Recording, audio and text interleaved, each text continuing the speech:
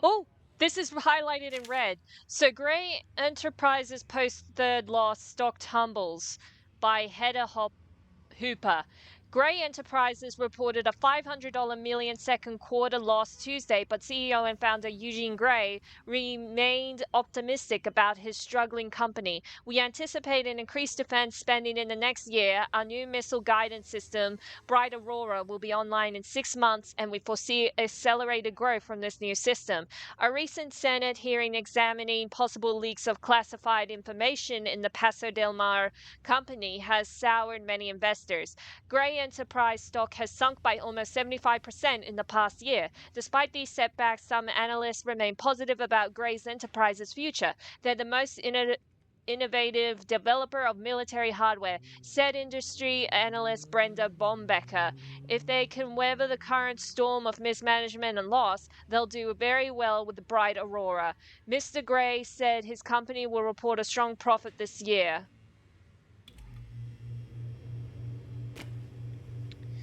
And shiny, another coin. Okay, that's all pretty much. Oh, shiny coin. Okay, that's all it pretty much. Okay, so let's back out and turn around. Anything here? Shiny. Oh, a map. A trophy was not the only prize, but also money of a greater size. Hold on, I might need to screenshot this just in case, because it might reference the table. Okay, something's red here. What is it? Administration in outboard. Newton, 4 o'clock meeting. Armstrong, vacation. Trainer. Ackerman is out sick. Hendrickson. Adams is 3 o'clock committee. Gleason is 4 o'clock meeting. Stevens, blank. Ellsworth is out sick. Keller has the 4 o'clock meeting. Thompson and Anderson are blank. Oh, this might mean something, so I'll screenshot this. Oh, can I look at this? Nope. Oh, wait, hold on. What do I have in inventory? Oh, wait, can I use this? Oh, this is my current assignment. All right.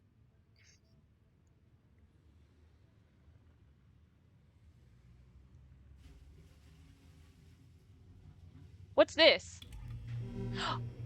Oh, the computer. Wait, I did screenshot this, but I think I also put this in observations, right?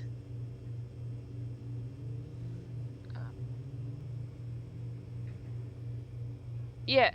So, Eloise, Drew, and then O-Wise Elder. I'm in! Okay, let's go. So, printer, status complete, file security report. It's printing something, but okay. Passwords. I might need to screenshot this.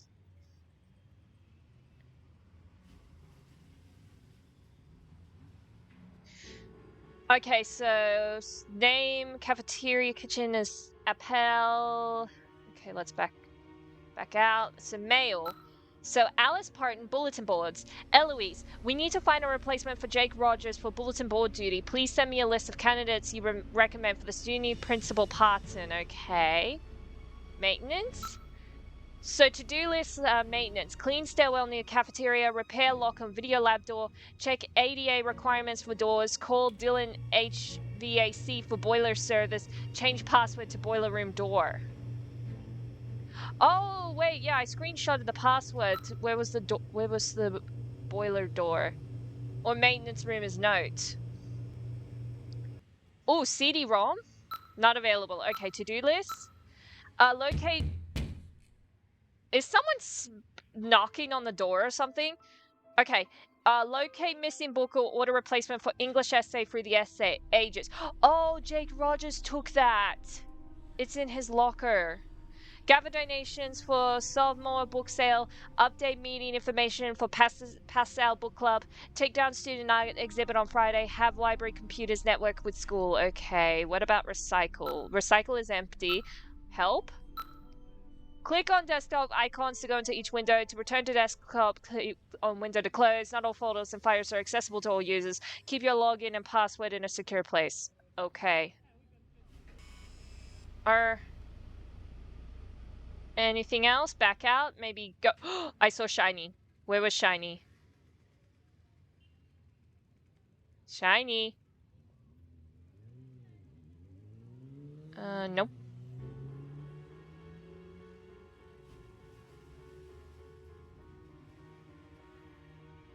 Oh, this! I'm just going to screenshot this just in case. So, security detail report. Teotana, Thursday, second shift. So 5:15, lights left in the library, sent email to E. Drew. 6 p.m., all outer entrance doors checked and locked. Backpack belonging to Connie Watson found in Student Union. Placed in lost and found. Several outside security lights are out. Work order submitted. Toolbox from Dylan. HVAC service left in boiler room. Left note with maintenance. 7 p.m., patrolled outside grounds on foot. Dumpsters by cafeteria were not properly secured. Several raccoons in areas. I've sent several notes to kitchen staff to secure dumpsters. This needs to be addressed. 8:05 p.m. observed young man peering through school entrance doorway. He identified himself as an exchange student and was trying to retrieve his homework. I let him in and escorted him to his locker and escorted him out of the building. At approximately 8:30 p.m., I overheard two individuals arguing outside Gazer Gym. When I approached them, two males ran down Rufford Street. The first male was approximately 5'5", 120 pounds, red hair, 15 to 18 years old. He wore a green windbreaker and jeans. The second male was 15 to 18 years old and wore a football jersey with the numbers 8 or 0 on it. 9:25 p.m. caught several students soaping teachers' lounge windows. Students admitted that they were engaged in a senior prank. I instructed the students to clean the windows and to leave campus. The students involved were Daryl Gray, Nathan Gomber, and Yvonne Wong. The student names had been given to Principal Parton. And midnight, 12:01 a.m., heard screams from East Stairwell after calling 911. Found male teenager who apparently fell from stairs. Attempted to apply first aid. See police report for further details. Just going to screenshot this because the number might be important. The security form 662-585-4373. Okay, so let me see. Oh, we got a new task list. So we need to look around the library for clues. Check out all the posters in the gym area, which I think I've done. Check indeed. So we need to see what the students have to say about each other. Research the meaning of kanji. Look for Aunt Eloise. Look for a key to the teacher's lounge. Check. Yep, I literally said check the second she said check. So look in the teacher's lounge computer for maintenance room braille lock. I believe so, yes. Check. So check out the teacher's lounge on information on student essays. I think that's a check. Did that? Did that. See if any magazines in the library have information of the drugs stolen. Ask Hulk, figure out a way to get Connie to leave the student union, which I believe I did to get into the teacher's lounge, but I'm not going to check that yet unless it means for something else. So talk to Hal about the essay he copied and look for Aunt Eloise's password in a safe place. I already got that. Did that? Yep, did that. All right, I think I've covered as much as I can in this room. Nothing else. Red. Okay, just turn around. All right, let's just leave.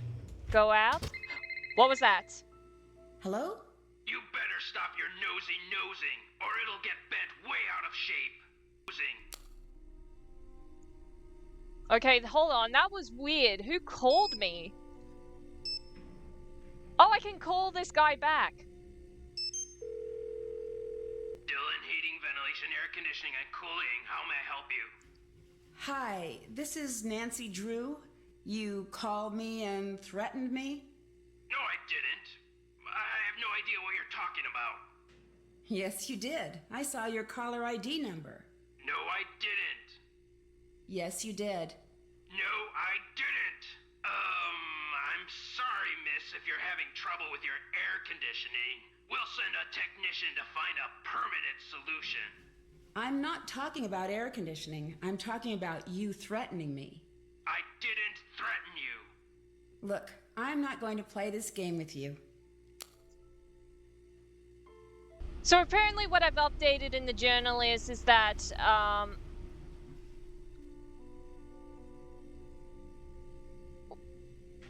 oh, wait. A lot of new stuff. I don't think I've read much of this suspects. So some Yahoo named Mitch Dillon wants me off the case. Connie seems to be working on a confession or love or something else.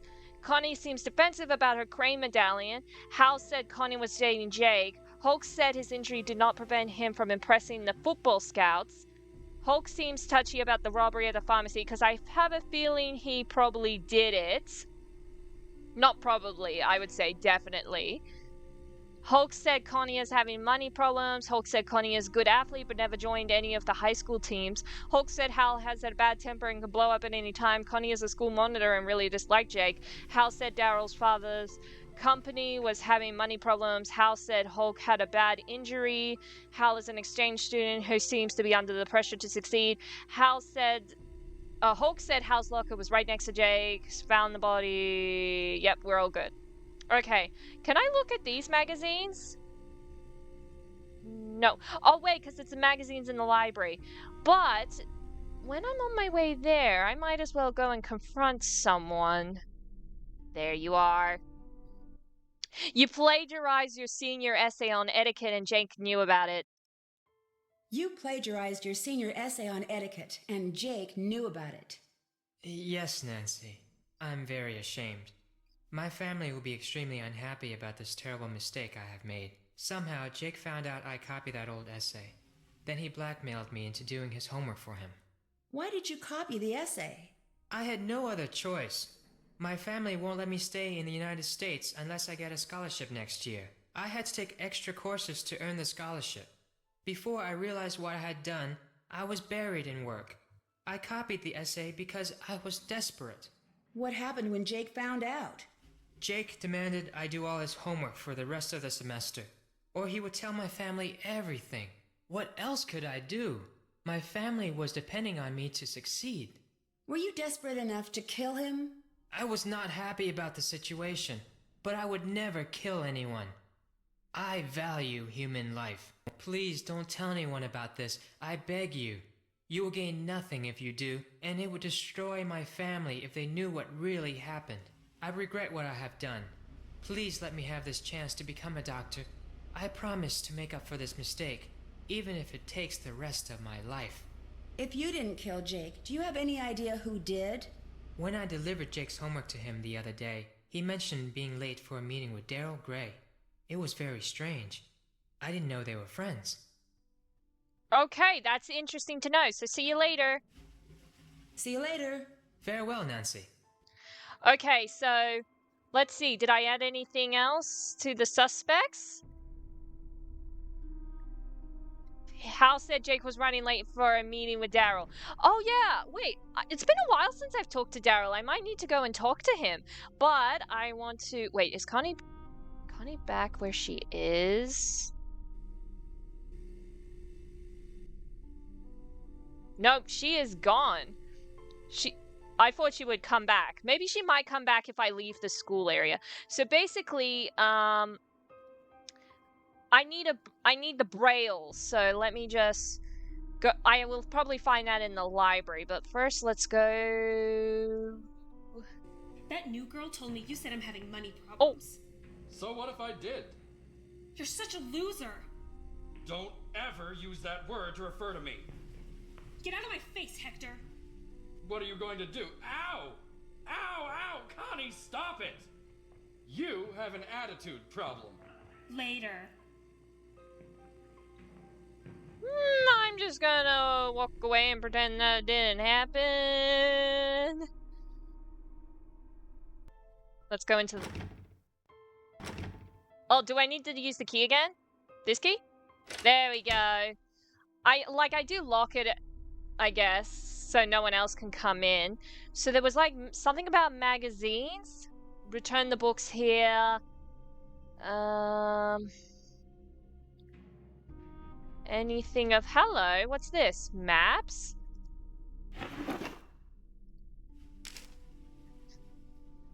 I'm just gonna screenshot this.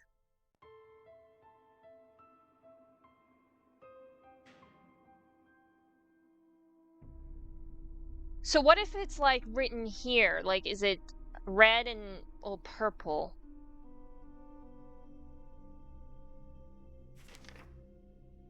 Okay, but I'll go back out. Anything else? That medallion Connie is wearing is kanji for crane. Oh! That's cool! Have I jotted it down? Victim, observations. Yeah, Connie's medallion means crane. Alright. Oh wait, if the journal's gonna jot down everything I find, then what's the point of screenshotting? But I guess it's good to look back to it in my own time. Anyways, let's see what else there is. There was like a red on something, but where? Here. So Marie Antoinette, born in Vienna, Austria on November 2nd, 1755. She was the youngest daughter of Francis I and Maria Theresa, Emperor and Empress of the Holy Roman Empire. In 1770, as a young teenager, she was obliged to wed Louis VIII of France. Oh, not the 8th. Louis VII. Wow, so embarrassing. Oh, I am extra dumb. I wasn't counting the 10. So, it's actually the 16th. Louis XVI of France, to symbolize an alliance between France and her parents' dynasty, the Habsburgs of Austria. 4 years later, Marie Antoinette became Queen of France when her husband was crowned King Louis XVI.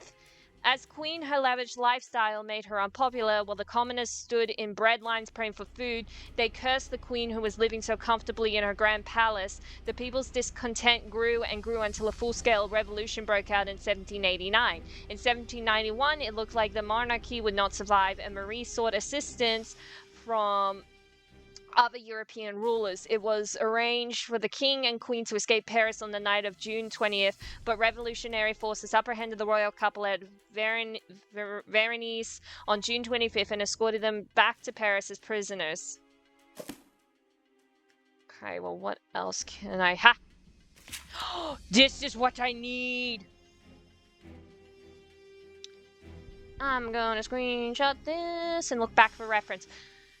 Because I will need this for the code for the boiler room. The maintenance room, probably. So Braille is a code of small raised dots on paper that can be read by touch. In 1829, the Braille system was published based on a grid of 6 dots. This system allows 63 different arrangements of dots, which represents the alphabet, punctuation marks, numbers, and music. Braille books are pressed from metal plates. The dots are stamped on both sides of the paper by a process called interpointing. The dots on one side do not interfere with the dots printed on the other side. Okay. So I was looking at all this for nothing. Like, ooh, wait a minute. Elizabeth Lizzie Applegate. Applegate Lizzie, well loved by San Franciscans, both for her cultural and humanitarian contributions. Lizzie Applegate was a talented actress and songwriter who began her career entertaining miners at local gold camps. In 1880, Lizzie wrote and starred in the tremendously successful play The Bandit's Treasure, whose cast included Norma Dentvin, Lenore Scose, and Pam Dory. This initial success was followed by a string of other hits, including The Riddle of the Chinese Box, The Fire in the Phoenix Eye, and The Rainbow's Gold.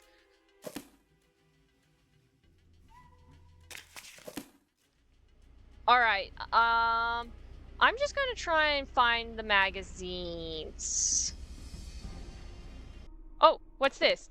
What is a relic? Throughout the ages, the remains and intimate possessions of religious figures have been recovered, preserved, and ventured by their followers. Such items known as relics are particularly important in Catholicism after Constantine facilitated the establishment of Christianity as the predominant religion of the Roman Empire in AD 312. Consecrating new churches by securing and sometimes displaying the relics of saints became standard practice.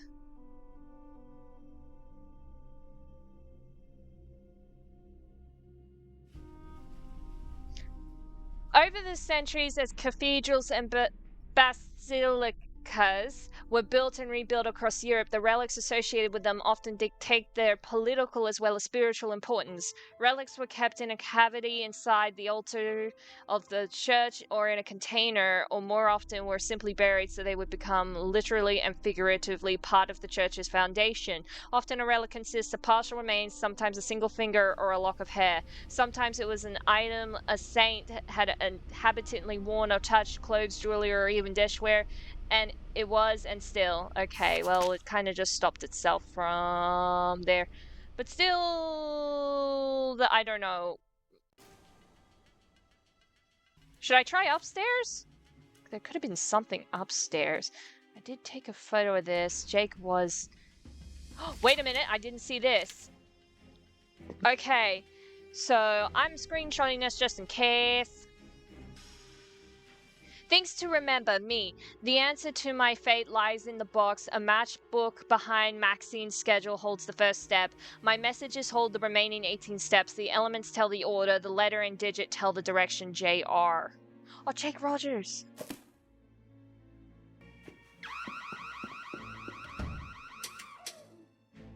What was that?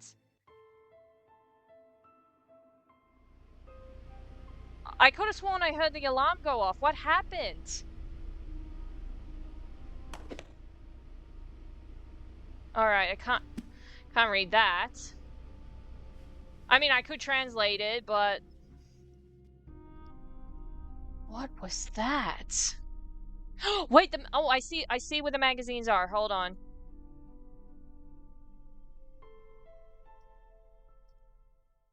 Here we go. Sports today, the race to the finish line, the real home team advantage, managing stress for competition, making time for fitness and fun, harmful effects and steroids on athletes. Hectanol is a steroid and was one of the drugs stolen at the drug station. Okay, thank you for just pretty much summarizing it up, but I want to read this.